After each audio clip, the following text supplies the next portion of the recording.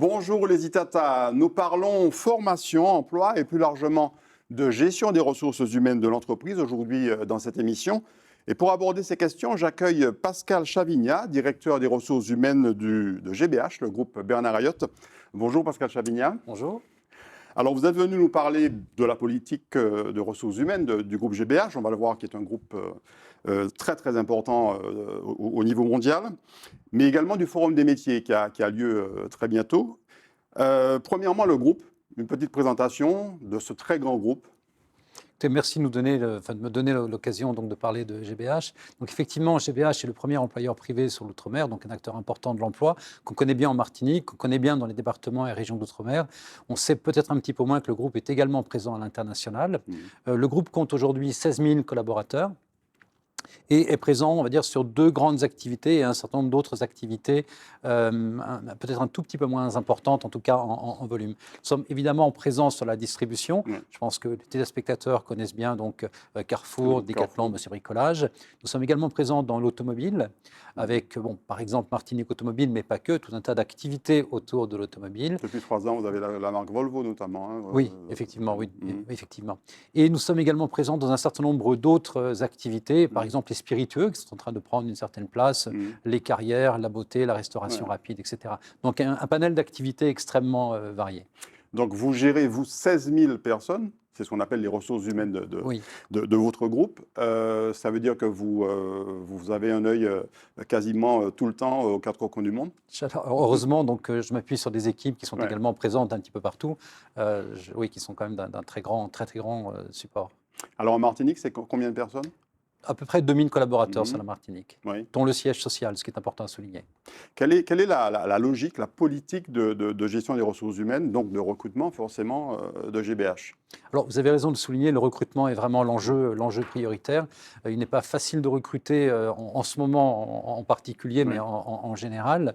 Alors, le premier enjeu pour GBH, c'est de recruter vraiment autant que faire se peut, recruter localement sur à peu près sur tous les métiers, et quel que soit le niveau de qualification. Donc ça, c'est vraiment un enjeu important sur lequel, si vous me permettez l'expression, mes équipes et moi-même sommes challengés de manière extrêmement forte. Alors, une fois qu'on a parlé de recrutement, ce n'est pas uniquement le recrutement ici, maintenant, avec un candidat, voilà, on fait affaire, on ne fait pas affaire. C'est également tout ce qu'on met autour du recrutement pour essayer de drainer des candidats aujourd'hui, demain et après-demain, et donc préparer, continuer à accompagner le développement du groupe. Alors, il y a par exemple cette fondation avec l'Université des Antilles. Parlez-nous de cette fondation, quel est son objectif ? Alors, la fondation a été mise en place, donc la fondation UAGBH, que vous voyez à l'écran, donc a été mise en place il y a 13 ans. Et on va dire que la finalité première, c'est vraiment d'œuvrer à l'insertion professionnelle et à la formation des jeunes antillaises et antillais.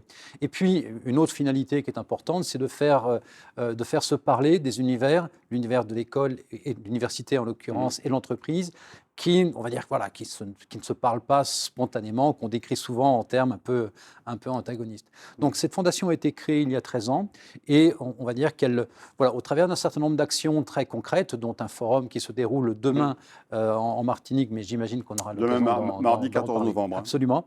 Et donc voilà, on développe un certain nombre d'actions très concrètes qui contribuent à l'insertion professionnelle des jeunes. Les sensibiliser sur les métiers, sur les acteurs professionnels, sur la manière de se préparer à un entretien, sur les opportunités, enfin vraiment un tas de choses qui sont mises en place. Avant de parler du Forum des métiers, concernant l'université spécifiquement, quel type d'action menez-vous avec l'université ?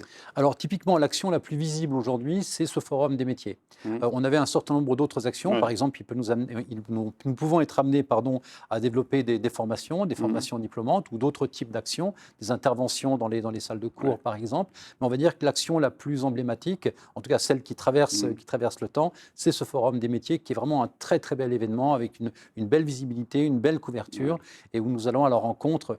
Nous étions la semaine dernière donc, sur le campus de Fouillol en Guadeloupe. Nous avons rencontré pratiquement 400 étudiants. Donc c'est vraiment un très très bel événement.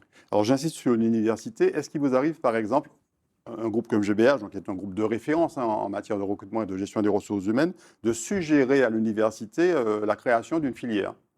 Ça nous est arrivé, oui, Mhm. oui, très clairement. Nous avons des besoins qui sont vraiment des besoins très importants sur des fonctions support, par exemple, ou sur les métiers de la distribution, Mhm. et en particulier donc, les métiers d'encadrement, de management dans la Ouais. distribution. Et avec l'université, nous avons créé il y a quelques années donc, une filière qui prépare les cadres de la distribution. Mhm. Ouais. Alors, on en vient à ce forum des métiers donc, qui a lieu mardi 14 novembre. Vous nous rappelez où et à quelle Alors, heure? il a lieu sur le campus de Mhm. Schellcher. Il démarre à 9 heures. Ouais. Et ça, ce sera vraiment un très bel événement. En général, si vous m'accordez quelques Bien sûr, instants je vous en pour prie. parler de cet événement, Mhm. nous démarrons donc par une conférence thématique. Et cette année, donc, la conférence va se dérouler autour des métiers de la mer, avec de très belles présences. La présence de Monsieur Lebellec, qui est un navigateur de haut Mhm. rang, ainsi que Gilles Lamiry, qui est également un grand Ouais. navigateur. Et puis avec Monsieur Pascal Safache, Mhm. voilà, que l'on connaît bien, Géographe notamment. absolument Ouais. géographe, et que l'on connaît bien en Martinique. Donc une première partie qui sera une conférence thématique autour des métiers de la mer, Mhm. avec l'expérience de ces très grands navigateurs. Et puis ensuite, il y a une deuxième partie qui est articulée autour d'ateliers métiers, Mhm. où là, il y a un certain nombre de professionnels de différents métiers qui viennent échanger directement avec les étudiants sur leur métier. Ouais. Voilà, je veux être juriste sur l'entreprise demain, comment je m'y prends, quelles sont les filières, quels sont les diplômes, les opportunités, etc. Mhm. Et enfin, il y a un troisième volet à cette très belle journée, qui est une rencontre entre les étudiants et les professionnels, des Ouais. entreprises, pour des opportunités de stage, Mhm. d'emploi, ou de stage étudiant, ou d'emploi d'étudiants, Ouais. etc., par exemple. Alors, quand on parle de la mer, on pense forcément aux marins-pêcheurs. Est-ce que les marins-pêcheurs auront leur place, par exemple, demain à ce forum? On sait que c'est un métier qui devient de plus en plus technique, avec beaucoup enfin, une nécessaire expertise plutôt. Ils seront là et on aura qui d'autre comme Alors, je ne professionnels? suis pas persuadé que les marins-pêcheurs Mhm. soient là demain. En revanche, on a alors la marine nationale, mais Bien pour le sûr. coup, ce sont des bateaux d'une autre Oui, ampleur. absolument. Mais sinon, on a beaucoup d'autres professionnels, des Mhm. administrations, beaucoup, un certain nombre d'entreprises privées également, dont bien sûr GBH et un certain nombre Ouais. d'enseignes. Mais Mhm. il y a demain, à ma connaissance, une vingtaine d'entreprises qui sont présentes. Donc, on n'est pas que sur les métiers du nautisme, on est bien d'accord, ce sont les métiers de la mer au sens très large. Oui, C'est ce qu'on appelle l'économie bleue. tout à fait, l'économie bleue, oui. Ouais. Oui. Et donc, vous parliez de skipper, et notamment de Gilles Lamiré, qui est, c'est en partie grâce à Gilles Lamiré et à Damien de Longueville, qui est un de vos collègues au groupe Bernard Oui. Ayotte, qu'on a l'arrivée de cette Transat Jacques Vabre en Martinique pour la seconde édition consécutive. On l'aura aussi en 2025, on l'espère au-delà. Est-ce que l'arrivée d'un événement comme la Transat Jacques Vabre en Martinique a contribué à la réflexion autour de la création de cette filière autour des métiers de la mer? Ah oui, oui, très clairement, vous avez tout à fait raison de le souligner. Mhm. Si vous voulez, l'événement de demain, donc sur le campus de Schellcher, se prépare des mois à l'avance. Mhm. Et donc, le choix d'un thème s'arrête des mois à l'avance. Et entre les équipes de l'université et les équipes de GBH qui travaillent vraiment en très étroite collaboration, le thème de la mer, cette année, s'est imposé un peu naturellement. Alors, pour deux raisons. Pour celle que vous soulignez, qui est donc l'arrivée de la Transat Jacques Vabre, mais également parce que l'université a créé un diplôme, une licence professionnelle autour des métiers de la mer. Oui. Donc, c'était l'opportunité de mettre en évidence ces deux activités-là. Alors, GBH n'a pas forcément une activité spécifique autour de la mer. Pourtant, il est possible que certains de ces licenciés seront recrutés chez vous. Écoutez, pourquoi pas, on est toujours ravis de jeunes qui soient, jeunes ou moins jeunes d'ailleurs, mais Oui. qui soient bien diplômés, bien qualifiés, bien formés et motivés, que ce soit de l'économie bleue, économie Bien verte sûr. ou dans beaucoup d'autres champs. Aujourd'hui, dans quel domaine? Enfin, vous avez notamment, vous l'avez dit, deux grands domaines d'activité, la grande distribution et l'automobile. Mais est-ce qu'il y a un domaine en particulier dans lequel vous recrutez davantage ou c'est vraiment un recrutement, je dirais, tous azimuts? Et voilà, tous azimuts, j'allais le dire, vous m'avez retiré le pain de la bouche, c'est tous azimuts. Aujourd'hui, si vous regardez sur le site gbh.fr, et j'invite vos téléspectateurs à s'y rendre, vous verrez qu'en Martinique, nous avons pratiquement une centaine de postes à pourvoir à l'heure qu'il est. Et ce qui est intéressant pour les téléspectateurs, c'est qu'en fait, cette centaine de postes, c'est vraiment tout métier, toute qualification, tout type de contrat. Donc, si vous me permettez l'expression, enfin, il y en a vraiment pour tous les goûts. On sait qu'on a un gros souci en fait pour trouver des personnes qualifiées en matière d'encadrement chez nous. Pour vous aussi, je suppose? Oui. Oui, c'est une vraie difficulté pour un certain nombre de raisons. Alors, on arrive à y répondre, en tout cas en partie, en développant d'abord la promotion interne, c'est quand même un axe important pour GBH, en développant de la formation interne, en développant des actions de formation de type de celles que j'évoquais il y a quelques instants sur la distribution. Donc, petit à petit, voilà, ce sont des actions qui nous permettent de pallier à un certain niveau de déficit d'encadrement. Je parlais de politique de recrutement. On sait que l'un des enjeux, aussi bien politique qu'économique, c'est de faire revenir nos jeunes diplômés ici. Est-ce que vous y arrivez et comment vous vous y prenez ? Alors, nous avons beaucoup travaillé ces dernières années, avec notamment la directrice de la communication, Claire Richer, sur un concept qui s'appelle la marque employeur. Donc, globalement, je pense que quelqu'un qui suivrait GBH depuis un certain nombre d'années constaterait que depuis 5-6 ans, nous sommes très présents sur les réseaux sociaux. Donc, clairement, ça contribue à une chose qui est importante, c'est porter à la connaissance de la communauté ultramarine qui est aujourd'hui en métropole ou ailleurs, qu'il y a aux Antilles, pour parler de notre zone ici, des groupes qui ont de véritables opportunités de carrière. Donc ça, c'est vraiment quelque chose qui est important. Et aujourd'hui, avec mes équipes, lorsque nous allons sur des forums, on voit bien que ce message-là commence à passer. Sinon, nous avons lancé une très très belle opération en début d'année, au mois d'avril, que nous avons appelée Avenir Outre-mer, et dont le cœur de cible était typiquement celui que vous évoquez, à savoir un étudiant qui aurait décidé de poursuivre ses études en métropole et qui s'interrogerait sur l'opportunité de retour. Donc nous avons organisé à Paris, dans un très bel événement tout à fait adapté, un after-work.